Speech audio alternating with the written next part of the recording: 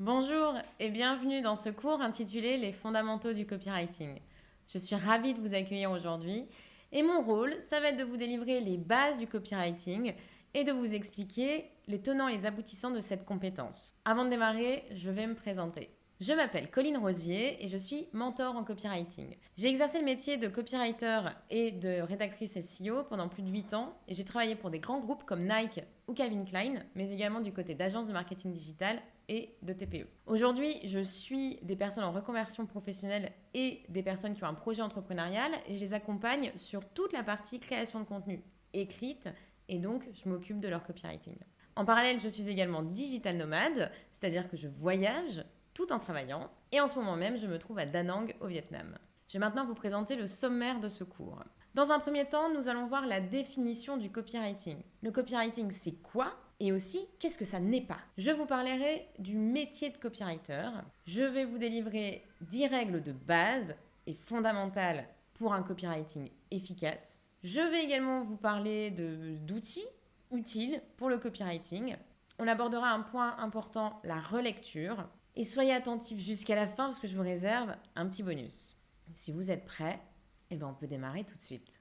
Alors, la définition du copywriting. Le copywriting, qu'est-ce que c'est ? C'est quoi ? Ça veut dire quoi ? Le copywriting, c'est un terme anglais dont la traduction littérale est l'écriture de copie. En fait, c'est le fait d'écrire des textes plus ou moins longs dans le but de convaincre, de persuader quelqu'un de faire une action précise. Par action, j'entends acheter, télécharger, s'inscrire ou encore participer à un webinar.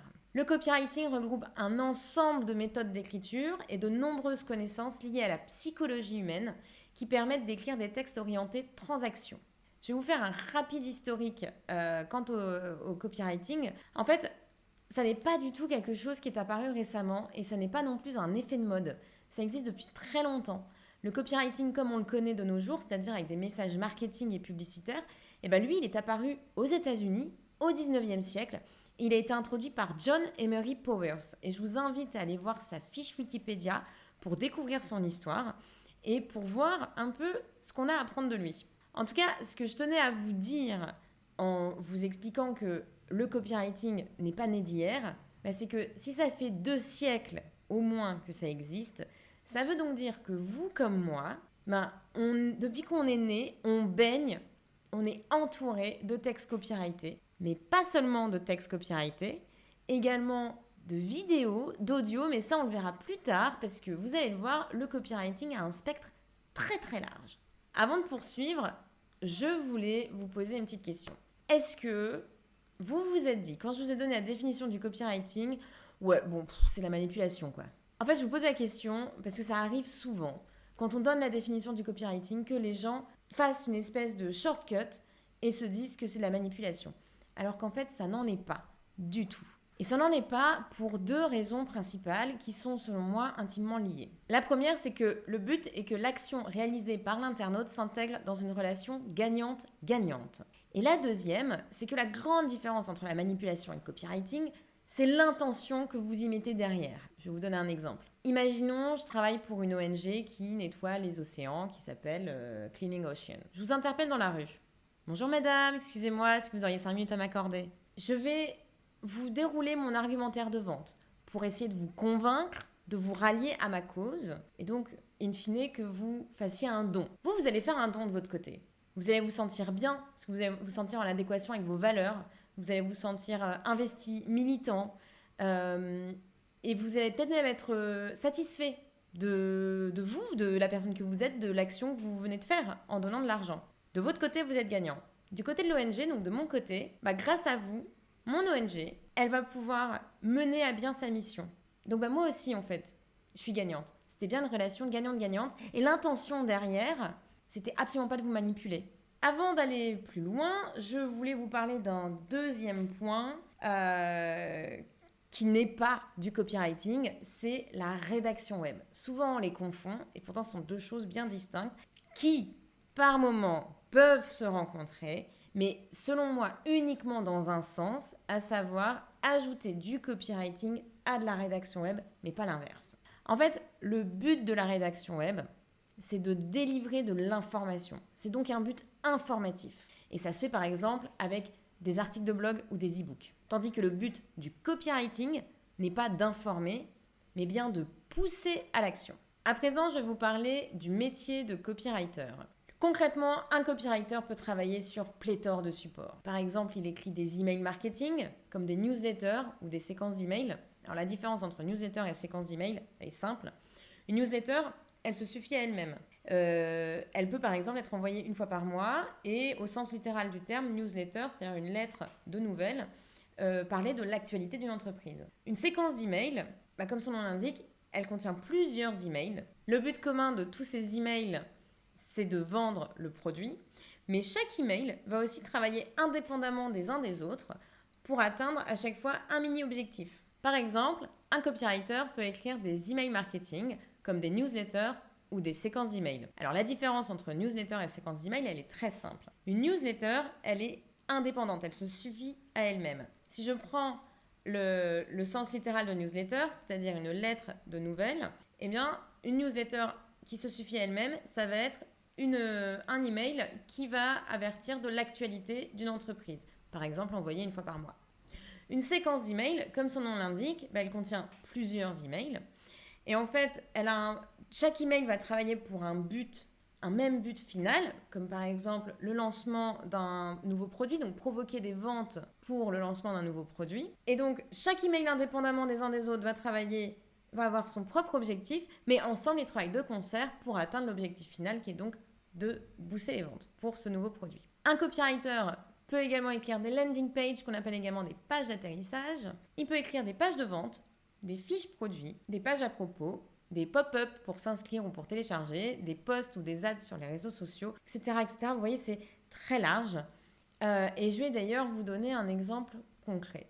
Imaginons une entreprise d'installation de panneaux photovoltaïques. L'entreprise souhaite lancer une campagne pour attirer de nouveaux clients. Elle va donc faire une publicité sur Facebook, appelée Facebook Ads. En cliquant sur la pub, j'arrive sur une page de vente sur laquelle je peux lire les avantages de ces panneaux photovoltaïques. Avantages techniques, mais aussi les bénéfices clients, comme par exemple les économies d'énergie. Je trouve également de la preuve sociale, c'est-à-dire des témoignages clients. Ensuite, il y a également un appel à l'action qu'on appelle CTA, c'est-à-dire un bouton qui me propose d'être appelé par l'entreprise pour parler de ce projet d'installation de panneaux photovoltaïques. Et en cliquant sur le bouton, j'arrive sur une page d'atterrissage, ou une landing page, qui me demande de donner mes coordonnées et de réserver un appel. 2 jours plus tard, un conseiller m'appelle, je discute avec lui, je reçois un devis et je le signe. L'entreprise est contente, elle a trouvé un nouveau client. Je suis contente, je vais enfin avoir mes panneaux photovoltaïques et faire des économies. Chaque chose écrite dans ce que je viens de vous dire, dans ce parcours, c'est du copywriting. Et je suis certaine que cet exemple vous a fait écho. Mais je vous l'ai dit un peu plus tôt, le copywriting a un spectre très large. Vous regardez des vidéos sur YouTube, vous écoutez des podcasts, vous regardez la télé. Eh bien, sachez que tous ces supports utilisent à un moment donné du copywriting pour pouvoir garder en haleine, pour interpeller, pour regarder la vidéo ou même pour pouvoir faire en sorte que les internautes ou les auditeurs écoutent, regardent jusqu'au bout. Et bien tout ça, c'est du copywriting. Je vais vous parler des 3 qualités indispensables pour être un bon copywriter. Tout d'abord, la curiosité. Le métier de copywriter, c'est un métier qui est fait pour les curieux. Il faut aimer aller se renseigner sur tout un tas de sujets. Un jour, vous pouvez travailler pour une marque de vêtements de yoga écologique et le lendemain pour des promeneurs de chiens. Et puis le surlendemain pour une entreprise dans le BTP. Donc il faut avoir envie d'aller s'intéresser à beaucoup de sujets et surtout ne pas avoir peur de ne pas nécessairement connaître le sujet en amont. C'est pas grave. Ensuite, en plus d'aimer apprendre de nouvelles choses et découvrir de nouvelles choses, un bon copywriter, c'est quelqu'un qui aime la psychologie humaine et qui est capable d'empathie. En fait, les bases fondamentales du copywriting reposent sur la neuroscience. Et ça, je vais vous en parler tout de suite dans le prochain point, à savoir les 10 règles de base du copywriting. Comme je viens de vous le dire brièvement, la base du copywriting, c'est la psychologie humaine. Et en fait, le copywriting utilise le neuromarketing, c'est-à-dire un mélange entre la neuroscience et le marketing. Le neuromarketing permet de bien comprendre, voire même de prédire, entre guillemets, le comportement des consommateurs grâce à l'analyse de leurs émotions. En fait, les neurosciences identifient les mécanismes neuronaux et les zones cérébrales qui se trouvent activées ou au contraire désactivées lors d'un choix, devant une publicité, un emballage, une page internet, un logo ou au moment de la réalisation d'un achat, qu'il soit raisonné ou impulsif. Et en copywriting, on va jouer avec des biais cognitifs. Et les biais cognitifs, pour vous l'expliquer très simplement, ce sont des pensées facilitatrices de la prise de décision. Sachez qu'on en a recensé environ 180 à ce jour, mais aujourd'hui, moi je vais vous en parler que de 5, savoir les 5 biais cognitifs principaux qu'on utilise constamment en copywriting.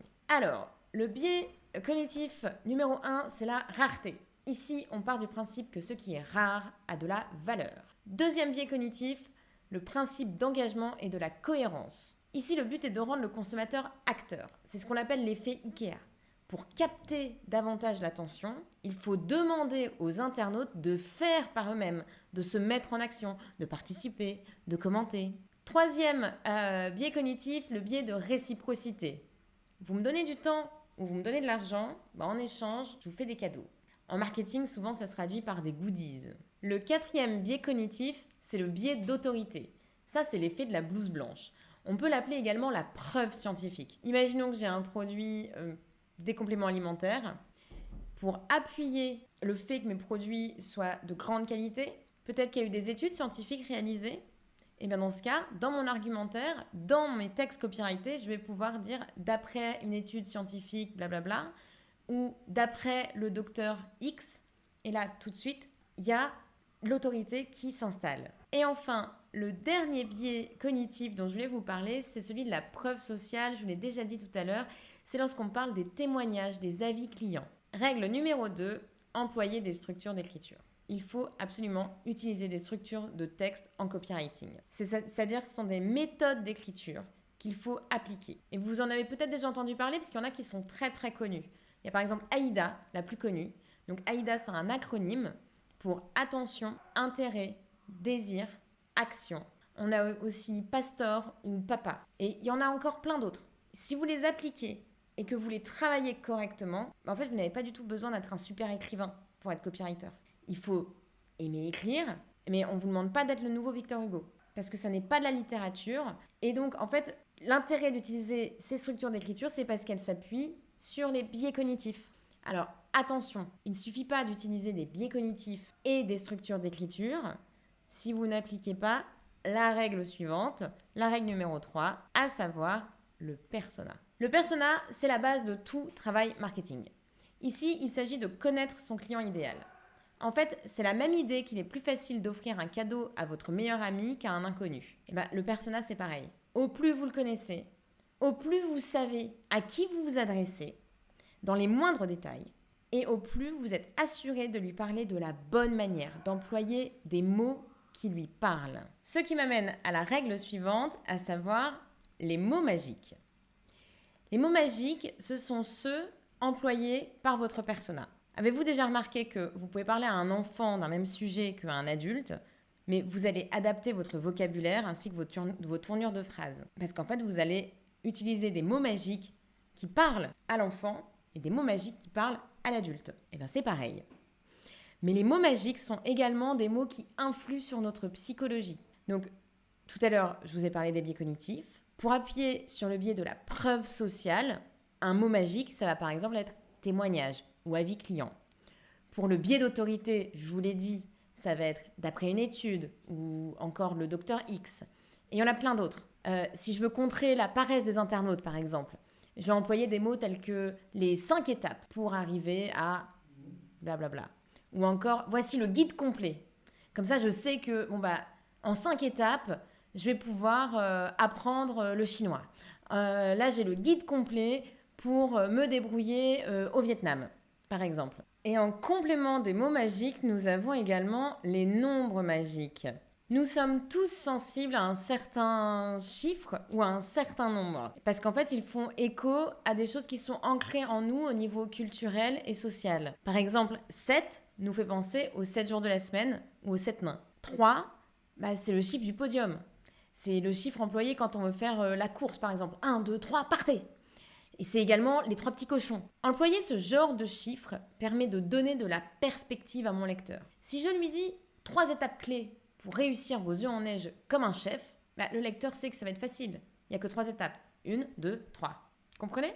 Alors en général, les chiffres magiques, ce sont principalement les chiffres impairs. Donc 1, 3, 5, 7, 9. Ensuite, on a tous les chiffres ronds, 10, 15, 20, 30, 35, 40. Et après, on a, vous pouvez ensuite avoir des nombres impairs. Par exemple, 15, comme je vous l'ai dit, va mieux fonctionner que 12. Ou 10 fonctionne mieux que 12, toujours. 11, c'est pas mal aussi à utiliser. Voilà, donc ça veut dire que, imaginons que vous ayez 6 astuces. Vous écrivez une vidéo YouTube. Vous avez 6 astuces à délivrer. 6, ça n'est pas un chiffre magique. Donc, qu'est-ce que vous allez faire ? Vous allez dire 5 astuces plus un bonus. La règle numéro 6, la ligne éditoriale et le tone of voice. La ligne éditoriale et surtout le tone of voice, c'est un document qui répond à la question « Comment je m'adresse à mon persona ?» Par comment, il faut comprendre sur quelle plateforme, en parlant de quoi, et donc en abordant quelle thématique, mais aussi sur quel ton. Le ton, c'est le tone of voice en marketing, et selon les entreprises, le ton est différent. Il peut être formel, il peut être informel, humoristique, agressif, théâtral. Par exemple, si je prends David Laroche, qui fait du coaching, qui travaille dans le développement personnel, il a un ton qui est assez agressif. En tout cas, à une époque. Il employait des phrases comme si tu veux pas être un loser, sois le requin dans l'océan de la vie. Voilà, des choses qui sont assez agressives et qui parlent pas à tout le monde. Moi, par exemple, ça ne me parle pas du tout. Je ne suis absolument pas son persona. Moi, il y a des choses qui vont me parler, ça va être des choses beaucoup plus douces, par exemple. Si je prends Michel et Augustin, l'entreprise française de petits gâteaux et de mousse au chocolat aussi, là, le ton est vachement plus décontracté, il est familial, il est humoristique, et on le retrouve pas seulement dans leur publicité, mais également sur les packagings.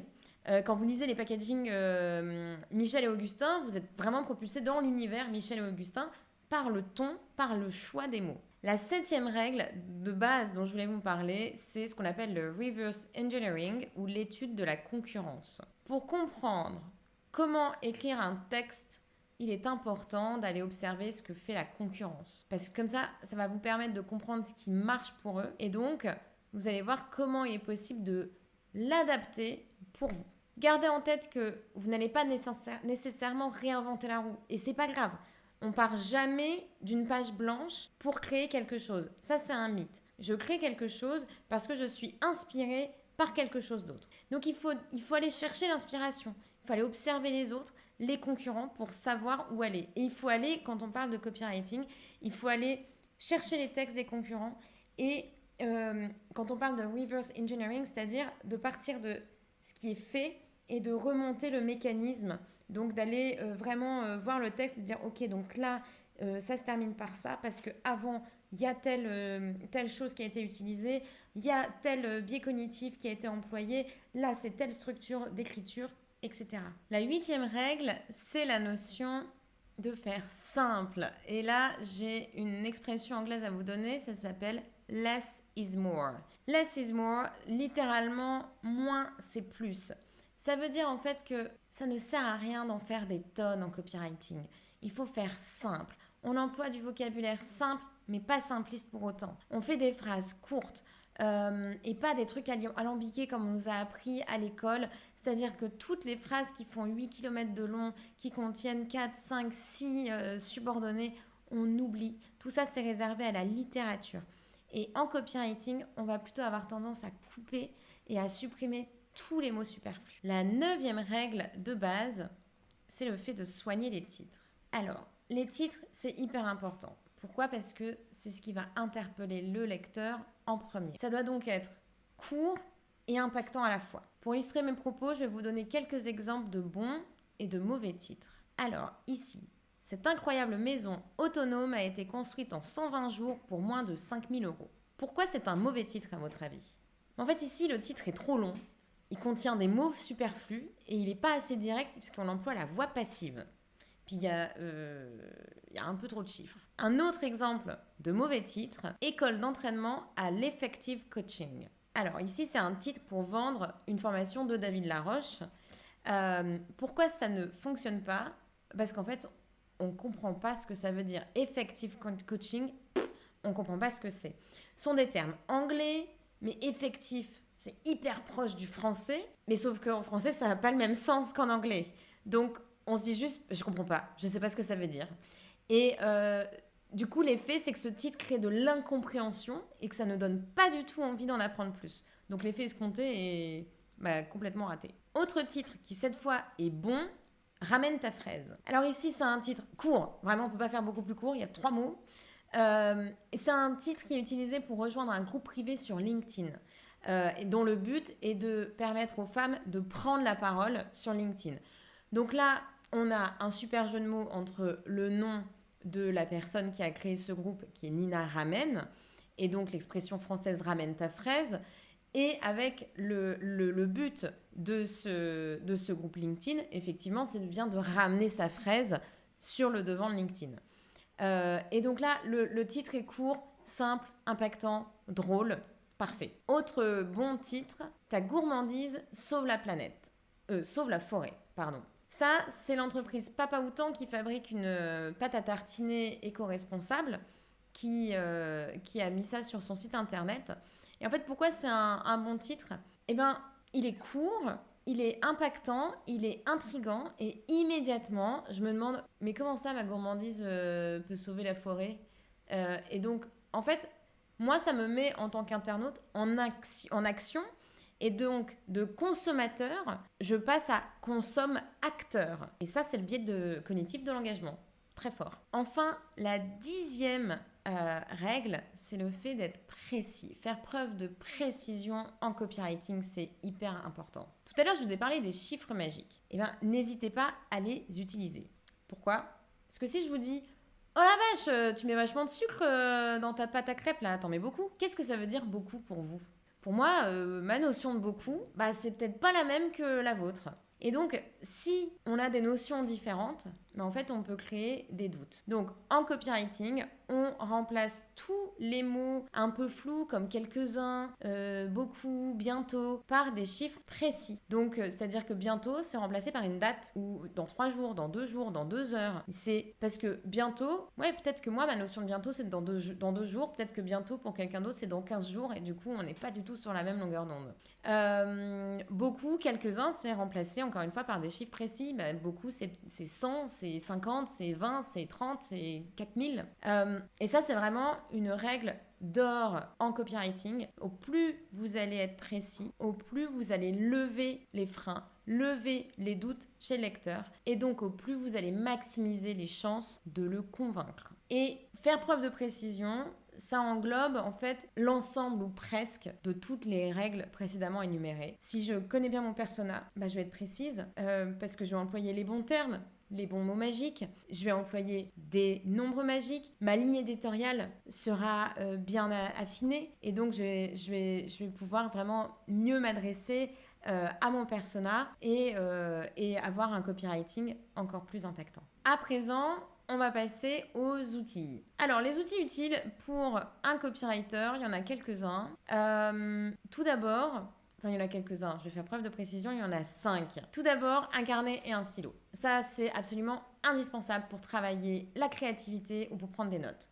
Vous pouvez le faire sur votre ordinateur, si vous voulez, ou sur votre téléphone. Mais est-ce que vous avez déjà remarqué qu'en utilisant un stylo et un papier, les idées ne sortent pas de la même manière? Personnellement, j'utilise les deux. Il y a certaines choses que je couche sur papier. En général, moi, ça va être mes idées ou des notes par rapport à des recherches que j'ai faites ou des connexions tout d'un coup que je fais entre des idées. Et ensuite, je vais taper à l'ordinateur plutôt la rédaction de mes textes ou la synthèse de mes recherches. Et donc, vous l'aurez compris, en plus d'un carnet et d'un stylo, vous allez également utiliser un logiciel de traitement de texte de type Word, OpenOffice, Google Doc. Ça, c'est comme vous voulez. À titre personnel, j'utilise Google Doc parce que ça me permet de partager mon travail directement avec mes clients en choisissant l'accès que je leur donne, commentateur, lecteur uniquement ou éditeur. Et parfois, ça permet même de travailler en instantané. ce qui peut être un vrai gain de temps. Autre outil, un dictionnaire. Alors là, je vous en ai mis deux. En fait, il y a le dictionnaire des définitions, comme le Larousse, mais aussi celui des synonymes. Vos dictionnaires peuvent être physiques ou en ligne, peu importe. Mais par contre, ce qui est important, c'est d'aller les consulter. Trop souvent, on a tendance à oublier que les dictionnaires sont de véritables outils et sont des mines d'or. Ça permet d'enrichir vos textes, ça permet d'être précis, d'aller vraiment chercher une définition d'un mot, ça permet de s'assurer que ce qu'on dit est correct, etc. Et alors, personnellement, comme je voyage beaucoup, puisque je suis digital nomade, vous vous en doutez, je me trimballe pas dans ma valise avec des dicos de 1500 pages. Donc j'utilise le Larousse en ligne et synonymo.fr. Un autre outil pour aider à corriger les fautes d'orthographe cette fois-ci, mais également les fautes de grammaire et de syntaxe, c'est Scribens. C'est un correcteur orthographique qui est assez avancé, qu'il faut utiliser en complément de votre traitement de texte et surtout en complément de votre propre connaissance de la langue française, de votre propre maîtrise de la langue française. Mais voilà, ça vous donne, ça vous corrige, ça vous donne des règles aussi, donc ça vous permet, si jamais vous avez quelques lacunes, d'apprendre les règles ou de vous rafraîchir la mémoire. Et c'est toujours hyper utile avant de rendre un texte à un client de double-checker, triple-checker que celui-ci ne contient pas de faute. Quatrième outil, je vous conseille d'utiliser Word Counter. Cet outil vous permet non seulement de voir la longueur de vos textes en termes de mots, de caractères, mais aussi de voir la lisibilité de votre texte et le nombre de phrases, de paragraphes ou encore la répétition de vos mots. Encore une fois, l'idée, c'est d'améliorer vos textes et de délivrer à vos clients des textes qui soient absolument impeccables. Enfin, le dernier outil dont je vais vous parler aujourd'hui, c'est Notion. Vous connaissez peut-être cet outil déjà. Il est super parce qu'il permet d'organiser votre travail. Vous avez, si on veut, besoin des templates à disposition, ou vous pouvez même créer les vôtres. Vous pouvez partager vos pages, ou vous pouvez les garder en privé, ça c'est selon vous. Vous pouvez écrire vos textes, vous pouvez l'utiliser comme calendrier, regrouper vos idées, vous pouvez même vous créer un portfolio en ligne. Bref, Notion, c'est vraiment un outil qui est hyper complet et certaines personnes aimeront utiliser uniquement Notion ou d'autres personnes comme moi préféreront varier les outils. Voilà, moi j'utilise Notion pour principalement mon portfolio et ma boîte à idées. Par contre, pour écrire mes textes, je les utilise, je les écris comme je vous l'ai dit tout à l'heure dans Google Doc. Mais il est tout à fait possible de les écrire dans Notion. Notion ou Notion, c'est selon, c'est comme on veut. On passe maintenant au point suivant, la relecture. Est-ce que vous vous souvenez, lorsque vous étiez au collège ou au lycée, que les profs nous rabâchaient toujours à la fin d'un examen, gardez 5 minutes pour vous relire, relisez votre copie, prenez le temps, etc. Si vous avez des enfants, vous leur rabâchez certainement la même chose et vous avez entièrement raison, nos profs avaient raison. Mais je sais pas pour vous, mais moi à l'époque, c'était une torture de me relire, je détestais ça, j'arrivais pas vraiment à comprendre l'intérêt, donc je faisais jamais. Et en fait, avec les années d'expérience, j'ai compris l'intérêt de la relecture, parce que relire, ça permet évidemment de se corriger, mais pas n'importe quand, ni n'importe comment. Donc tout d'abord, la relecture, comme je vous l'ai dit, ça permet de corriger les fautes d'orthographe et ou de grammaire, de syntaxe, ce qui est déjà bien, mais ça permet surtout d'améliorer vos écrits. Donc, contrairement à l'époque du lycée, la relecture, on ne va pas la faire juste une fois qu'on a fini, on a appuyé sur la dernière touche, on a mis le dernier point final de notre copie. Là, en fait, on va laisser le cerveau se reposer, on va le laisser décanter les choses tranquillement et vous y retournez le lendemain ou le surlendemain. Et là, vous allez voir tout ce qui ne fonctionne pas dans votre texte. Tout ça, ça va vous sauter aux yeux. Le but de la relecture, il n'est pas seulement orthographique. Il est bien d'améliorer votre texte dans sa globalité, je vous l'ai dit. Et donc parfois améliorer, ça veut dire couper dans le tas. Donc n'hésitez pas à retirer du texte, voire à en retirer beaucoup. Souvent, lorsqu'on écrit, on pense qu'au plus on noircit le papier, ou au plus on noircit l'écran, et au plus le texte sera mieux, au mieux il sera. Mais en fait, pas forcément. C'est-à-dire que votre texte ne va pas forcément être plus impressionnant, plus impactant, plus convaincant, plus persuasif, parce qu'il y a beaucoup. Souvent, si quand vous lisez un paragraphe, vous vous dites « ça j'aurais pu le dire en une phrase », c'est qu'il n'y a pas besoin d'un paragraphe. Donc on enlève le paragraphe et on laisse une phrase. En fait, moi je donne toujours l'image, parce que écrire beaucoup c'est bien, et vous avez raison si vous le faites, faites-le, parce qu'il est toujours plus facile de retirer du texte que d'en rajouter. Et l'image que je donne souvent, c'est plus facile si je veux me créer une robe, c'est plus facile d'avoir trop de tissu pour que je puisse couper et la faire à ma taille que de ne pas en avoir assez, puisque je ne vais pas pouvoir tirer sur le tissu indéfiniment. Comprenez ? Donc bref, ce que je voulais vous dire, c'est vraiment garder en tête la notion de less is more, dont je vous ai parlé dans la règle de base numéro 8. Et enfin, lors de votre relecture, lisez-vous à voix haute. Entendre vos phrases, ça va vous permettre de vous rendre compte de leur complexité. Vous allez avoir, si vous avez du mal à en prononcer une, c'est qu'elle est mauvaise. Et donc là, il faut la changer, il faut enlever les mots, simplifier le vocabulaire, etc. Et vous allez voir, vous allez gagner en clarté. Et je vous donne une dernière astuce de relecture. Si vous pouvez imprimer votre texte, vous retournez la feuille. Vous avez donc le texte à l'envers. Et vous allez lire de droite à gauche, à l'envers. Évidemment, le but n'est pas de comprendre ce que vous avez écrit. Là, le but, ça va vraiment être de pouvoir corriger toutes les fautes typographiques. C'est-à-dire, il y a un espace en trop, j'ai oublié un espace, j'ai pas mis une virgule, et même les fautes d'orthographe aussi, il y a 2 L, il y a 2 N, etc.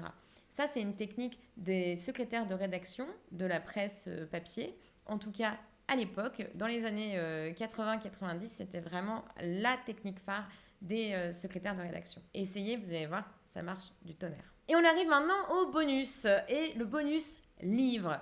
En fait, je trouve qu'il est hyper important si vous voulez vous améliorer en copywriting et vraiment approfondir vos connaissances, de vous constituer une culture du copywriting solide.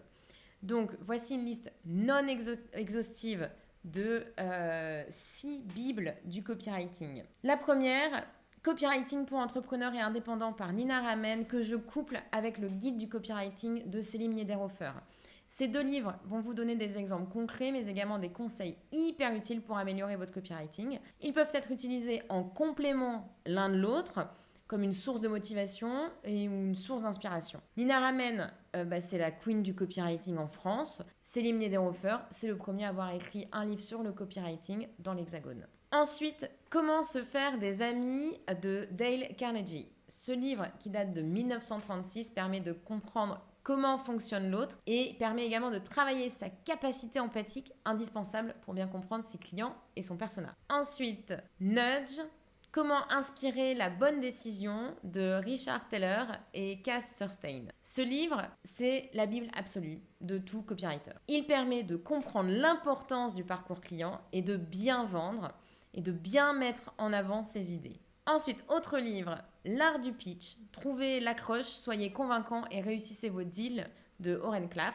Bon, là, je pense que le titre parle de lui-même. Je n'ai pas besoin d'expliquer ce que vous allez retrouver dans le livre. Et enfin, le dernier livre, le numéro 6, qui en fait est mon livre bonus, c'est Le storytelling, la machine à fabriquer des histoires et à formater les esprits de Christian Salmon. Je sais, je n'ai pas abordé la notion de storytelling, mais en copywriting, le storytelling, c'est important. En 2 mots, le storytelling, c'est l'art de raconter une histoire, mais pas de mentir. Ici, il s'agit d'une technique de communication narrative qui consiste à mettre en avant un produit, par exemple, à travers un récit pour susciter l'attention, l'identification. Bref, pour susciter des émotions, parce qu'en fait, on adore tous les histoires, petits et grands. Ce livre, c'est une véritable plongée dans l'histoire du storytelling et dans l'histoire de ses plus grandes histoires.